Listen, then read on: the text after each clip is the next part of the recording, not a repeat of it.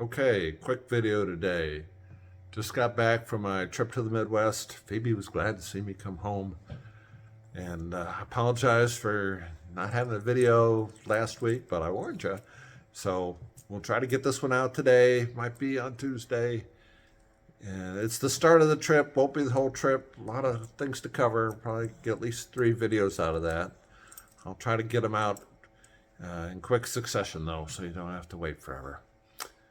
Remember, it's my goal to see 200 birds this month. It's pretty tough. Had some tough weather conditions. We'll check it out. See what happened. Okay, enjoy. The first stop I made was at the Virgin River Gorge rest stop off I-15 in Arizona, leaving Nevada close to Utah. Of course, no matter how dry it is all around, if there's a river, there's bound to be a mallard in it somewhere.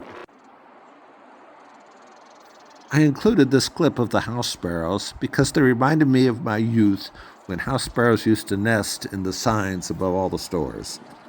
This store had one of those signs with the letters, and sure enough, the house sparrows had nested in the O.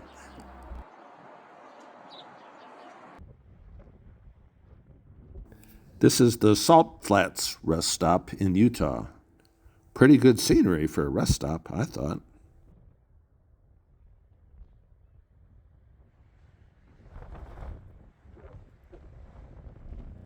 Looks like some sparrows down there.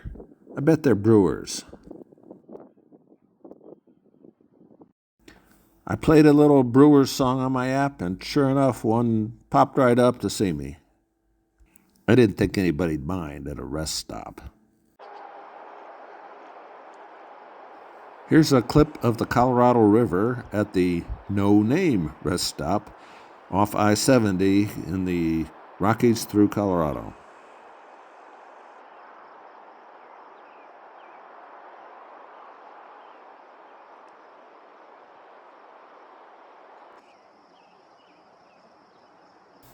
There were several black-billed magpies at this rest stop.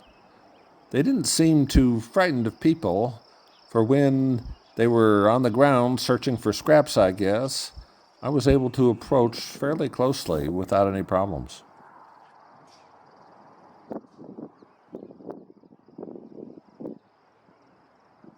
These little guys reminded me of the siskins we'd found at Point Reyes on our search for 100 birds.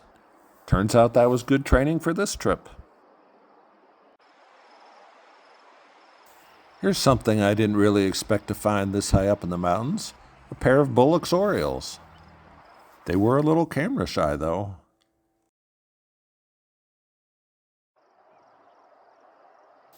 I had expected to see western kingbirds on this leg of the trip, and this one did not disappoint.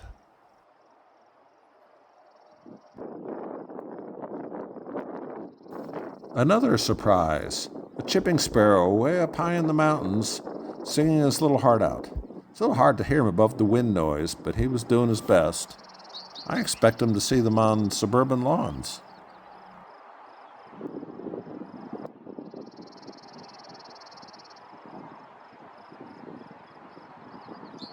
I did go a little out of my way to visit this next place, the Pawnee National Grassland. Very interesting birds, very interesting terrain there. We get horned larks in California, but basically only in the winter. It was nice to see these here, especially this real pretty one sitting on the fence row. He's just gorgeous.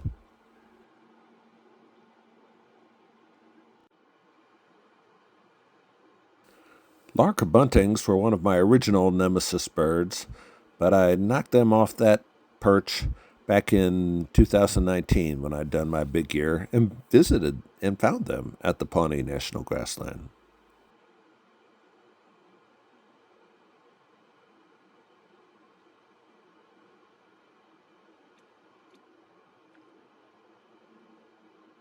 I found these cliff swallows under a small bridge. I find it funny that a big farm truck didn't spook them, but when I walk across the bridge, I do.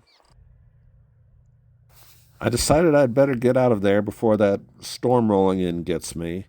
No mountain plovers or nighthawks or pronghorn antelope this year as there had been on my big year.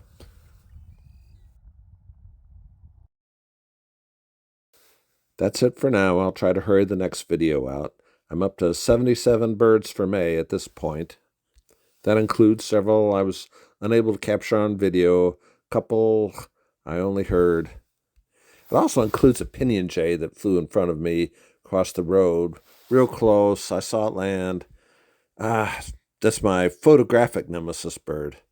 I've got a plan, though. Maybe this month, maybe. We'll see.